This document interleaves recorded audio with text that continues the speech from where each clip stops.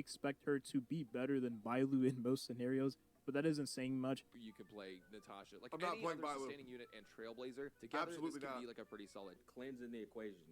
It's an ale.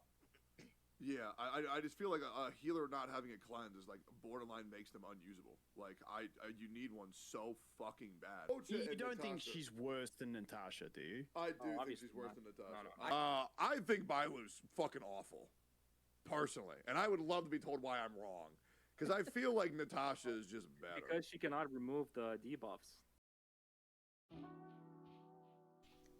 Bailu is terrible, right? That's what everyone says. Well, I want to prove you guys wrong. Bailu is an amazing healer, and I really don't think that many people give her the opportunity she needs to shine on an account. Her ult is probably one of the best things that I have ever used in my whole life. The invigoration is crazy, the heals is crazy, and even more than that, Abundance Path in Simulated Universe is probably one of the most fun times I've had playing Swarm Disaster. And I want to talk a little bit about Bailu in this video, as well as Huohuo and other healers, because there's a little paradox. What is the point in pulling for healers when you have a healer on your account? Realistically, you do not need more than 2 healers. You don't need to type match healers, because they're never going to be doing enough damage to be actually breaking shields, and you never want them to break shields. So why do people want to have more than 2 healers? People really hate Bailu that much that they don't want to use Bailu and Natasha, and instead they're going to spend the 80 pulls that they have left on a healer instead of Argenti, for example. And I want to talk about both Bailu, Huohuo, Natasha, and Luocha in this video. So without further ado, let's get into it. A quick little disclaimer before we actually get into it: most of this video is not factual. The only facts that I have is how my Bailu performs. I will not be comparing it to other characters factually, numbers wise, because I'm not going that deep into it. I do not view the fact that Bailu is good as facts, because it's my opinion. And maybe this video showing how my opinion on Bailu is different to your opinion on Bailu, maybe that changes your opinion. Maybe you start using that Bailu at the back of your account instead of Natasha, so that you can have Bailu and Luocha as your teams for Memory of Chaos, and maybe that extra bit of healing pushes you through, because crowd control isn't always there, and you can cry as much as you want that Bailu doesn't have a cleanse, but I can cry as much as I want that it doesn't matter, because there's hardly any content in the game that actually has hard CC. So without further ado, let's actually get into it now. In order to understand a character's upsides, we need to understand their downsides. Every single character in Honkai Star Rail is balanced on the fact that they have an upside and a downside. Jingu does a lot of damage. She also takes your teammates' health. Blade does a lot of damage. He hurts himself. Imbibitor Lune, loads of damage. Takes like 3 skill points a turn. It goes back and forth and back and forth, and this is why all of the characters are balanced the way that they are, and that characters are able to do crazy damage while having a downside that makes it so they're not so completely overpowered that all content becomes trivial. And more or less, Bailu has quite a few downsides, and I can understand as to why the community actually has this point on Bailu. So, first of all, let's list off her actual downsides. So, first of all, one of her downsides is her E is a bouncing ability. It will bounce from one target to another indiscriminately, meaning that, unfortunately, it can heal someone who is already at full health. This can be a very big issue when you have a high HP target who you want all 4 bounces to bounce to, but instead of bouncing on that one character, it will jump onto a character that's already full health. You can see how this is an issue. Bailu's second issue is not having a cleanse. Now, while cleanses aren't always important, sometimes they really are. For example, when fighting the enemy Kafka will CC your own teammate and make your own teammate fight you.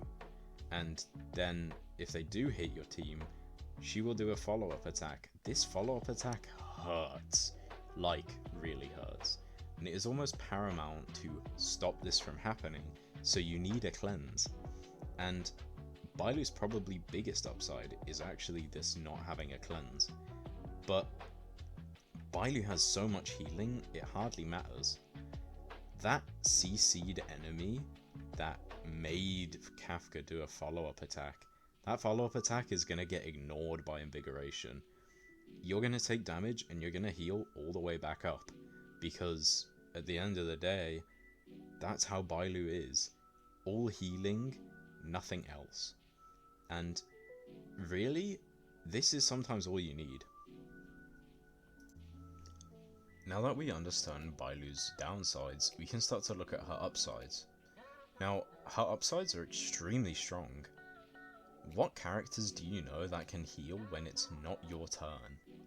I mean, realistically, the only one I can name is Locha, and that's once every 2 turns when an ally goes below 50%. Now, some characters, such as thankyou, will get completely nuked for no reason, as we all know, and this is where Bailu's upsides come in. First of all, her biggest upside is Invigoration. Invigoration is a 3 damage ability that whenever Bailu uses her ult or her technique outside of combat, you will have 3 stacks of Invigoration. This means that whenever you are hit, Bailu will heal you for a percentage of her max health plus a flat amount. This will vary dependent on however many copies of Bailu you have, what level her skill is, and how much outgoing healing and max health you have, obviously. And so, this can heal a lot. I believe my Bailu heals about 1.3 thousand per time you take damage, and that is a lot for certain characters. My Bronya has, I'm pretty sure, 3.2 thousand health. 3 stacks of that is her entire health bar, which is a ridiculous amount. The next upside for Bailu is her res. Now yes, resurrections are very controversial in terms of kits, and so I want to take slightly a different approach. So there's this game called Risk of Rain. Now Risk of Rain is a popular roguelike that I've played quite a lot, and there is an item called Dios. Dios is a bear that will resurrect you when you die. This can possibly save your run and allow you to continue. But most people would say that Dios is bad. Why? It's a red item. And if you get a Dios, more than likely the red item that you got could have helped you more to not die than Dios resurrecting you to possibly die anyway. For example, there's an item called a sentient meat hook, which will pull enemies together. Let's say you're struggling with killing multiple enemies at once, this could really help you a lot. But instead, you got a resurrection, so you still can't kill the horde of enemies, but hey, you're back alive to die again. But in this case, it's different. Bailu's res can actually help you way more than it seems. For example, let's say that there's a character that's about to die. Not only is Bailu's res a res, but it's also a heal. It doesn't resurrect them on 1 health, it resurrects them on a certain health, and then heals them based off of Bailu's max health as well as a flat. Now, why is this important? Well, imagine this. Your entire team is on half health, but there's one teammate who's like 200 health. They're getting targeted by the big monkey enemy, and he's about to slam dunk on you. And what do? You have 1 skill point left. The enemy is also on low health, so what do? And it's Bailu's turn. But after Bailu's turn, it's the ape's turn. If you auto with Bailu, this monkey will kill one of your teammates and you might even lose the fight dependent on how influential that teammate is. But guess what? Bailu has a res. You can auto with Bailu, they will die, Bailu will res them on like 75% of their health if they have a decent amount of health. If not, it would just be full. And you can carry on and just kill the enemy anyway. Bailu's res is something that is feared, not really played around. You can play around it to extreme lengths. It's not just a fail-safe if Bailu fails to do her job, because resurrection is part of her job, if that makes any sense. On top of this, Bailu also provides an increased max health buff by 10%. This can synergize extremely well with characters scaling off of HP, such as Blade, as well as give some well-needed tankiness to certain characters. Bailu also gives 10% less damage taken to anyone who has Invigoration, meaning that it's even more tank. I mean, it's really hard to have a character die when you have a Bailu. Now with that out of the way, I want to talk about how Bailu stands up to Luocha and Huohuo. From the leaked kits that we've seen, Huohuo is going to be crazy. She's going to feed energy, she's going to increase attack, she has a cleanse, she has healing. It looks crazy. I am probably going to be pulling for her for my other team, because I only have Bailu and Natasha, and so I want Bailu and Huohuo. I also would ideally like Luocha. Why is this? Now, I know that I've been preaching about Bailu, but at the end of the day, cleanses are very important. And Bailu's done her job for me. Bailu has successfully solo carried me all the way to endgame. I used a Sampo as my main DPS character throughout my entirety of my time playing, and now that I'm AR 60 and I have Blade, I have Jingyu, I have Kafka, I have Luca, my account is starting to actually do things, but I wouldn't have got there without Bailu. Bailu's sustain allowed me to run a Sampo as a DPS and get away with it because fights lasted so long that eventually Sampo did do enough damage to kill. And I think that's what Bailu's designed to do. Standard banner characters are not meant to be part of the core team. Eventually Bronya's gonna get replaced with something. Whatever that thing is, I don't even want to think, because somehow they're gonna have to power creep Bronya, and that thing is gonna look menacingly overpowered. But in terms of Huohuo, and comparing her to Bailu, it's kind of sad. I mean, Huohuo has a AoE heal targeting one person and then both people adjacent to her.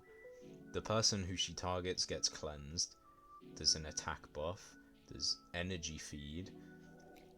There's everything in her kit that you could ever want out of it. And Bailu just kind of pales in comparison. Even when compared with Luocha, she's still really far away. Luocha has removing enemy buffs. He also has a cleanse. He has a lot of healing, a lot of single target healing. He also allows your team to heal when they attack, meaning he also has passive healing, whereas Bailu's is required to be hit, and sometimes certain enemies won't attack for a while until they really attack, and even Bailu's Invigoration won't keep up with this if it's a relentless onslaught of attacks. And yet, as a character from the standard banner, she is phenomenal. It just seems as though the fact that almost all the banner characters that we are getting are so infinitely stronger than standard banner characters because they want to get strong right off the gate. They want to impress the people who are playing this game and show that there are reasons to pull these characters over just staying with the standard banner. I mean, hell, would it really be a gacha game if you were allowed to just play the game with standard characters? I mean, there are still people clearing MOC 10 without ever pulling for a banner character. The game is not that hard. And Bailu does a fantastic job. So, if you're sat here thinking about whether to build your Bailu or not, I think that you should give her a chance. I think that maybe if you want Argenti, but you only have enough to pull for one character, but you have a Bailu sat at the back of your account and you're like, oh, I really need Huohuo, you don't. Build Bailu. She will do fine. At the end of the day, the content is not hard enough for you to need a Luocha or to need a Huohuo. Hopefully eventually there will be content hard enough for this, because, I mean, you need to use the characters at some point, but Bailu does enough. More than enough, actually. Natasha really struggles for me to keep up with the amount of healing I need. The only team where she works, really, for me, is on my Kafka team. And that's because Kafka does so much DPS, and my Kafka is so quick, that the enemy don't really get many turns to actually attack my team. As well as the fact that I have multi-element coverage on that team. Most of the characters have their shields broken, so once again, they're even slower. So Natasha only keeps up like that. But a team with Blade and Jingliu as my main team, Bailu keeps up just fine. And I probably won't be replacing Bailu until I get both Huohuo and Luocha. And I'm only able to do that because I have 3 DPS characters. I don't need anything else. Unfortunately, not everyone is able to pull for these characters. Some people might really want Argenti, but they're being held back from pulling him because they don't have a quote-unquote proper healer, because Bailu does not do her job. She does her job immaculately. She does her job completely fine. Just because Luocha and Huohuo overheal by about 10 billion doesn't mean that Bailu, who heals way more than the normal amount, is worse.